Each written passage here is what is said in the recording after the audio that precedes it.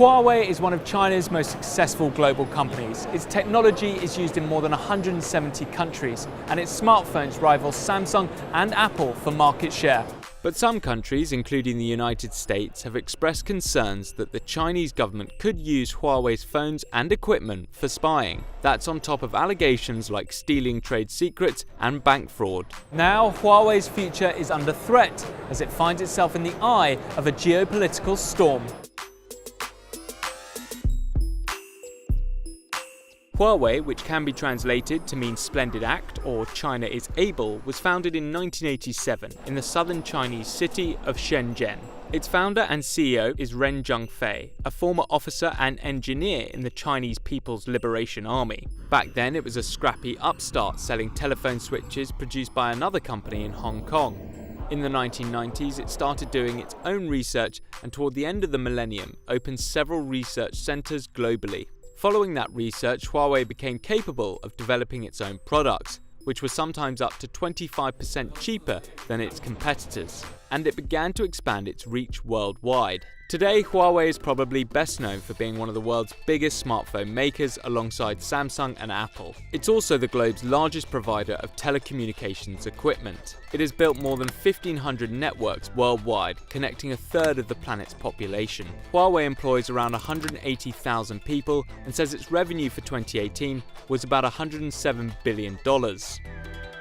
But amid all its commercial success, the company has been dogged by allegations of breaking laws for profit.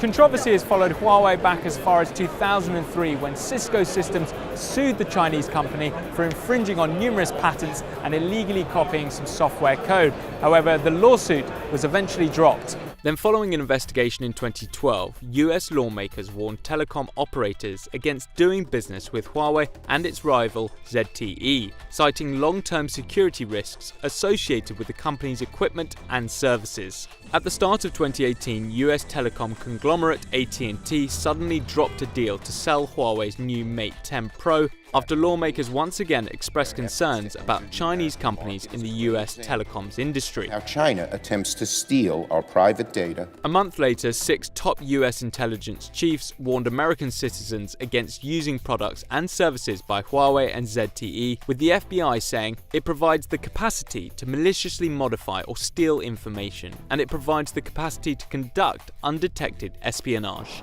Huawei says Beijing has no ownership stake or control over the company, and that it would never hand over data to the Chinese government, nor has it ever been asked to do so. Still, experts have been skeptical about those assurances, pointing to Chinese laws that allegedly mean that every domestic company is legally mandated to assist the country in intelligence gathering. It's also thought they're forbidden from talking about any intelligence work.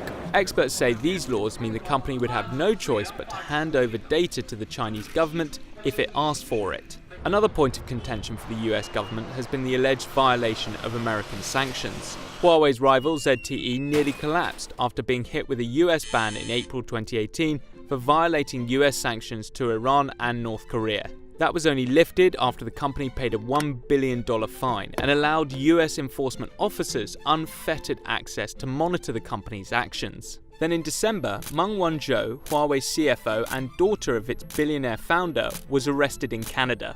That was done at the request of the US government, which made a formal request for her extradition over alleged violations of US sanctions against Iran. Just hours before Meng's arrest, US President Donald Trump and his Chinese counterpart Xi Jinping had agreed to a 90-day pause in launching new tariffs in their ongoing trade war.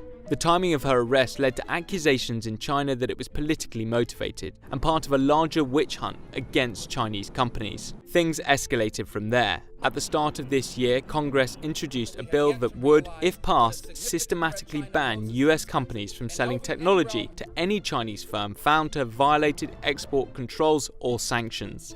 A few weeks later, Huawei and several of its affiliates were hit with 23 charges from the US government, including bank fraud, stealing corporate secrets, obstructing justice, and yes, violating US sanctions on Iran. The Chinese company relies on American chip providers like Intel and Qualcomm, and while it's still eager to slash its dependence on them, being cut off from those technologies would still be a major blow. But it's 5G, the super-fast network that's being designed to support the next generation of the internet, that may play a decisive role in Chinese tech's future relationship, not just with the US, but also the rest of the world. That's because Huawei is among the top corporate 5G developers. Huawei has poured more than $1 billion into 5G research and patenting key technologies.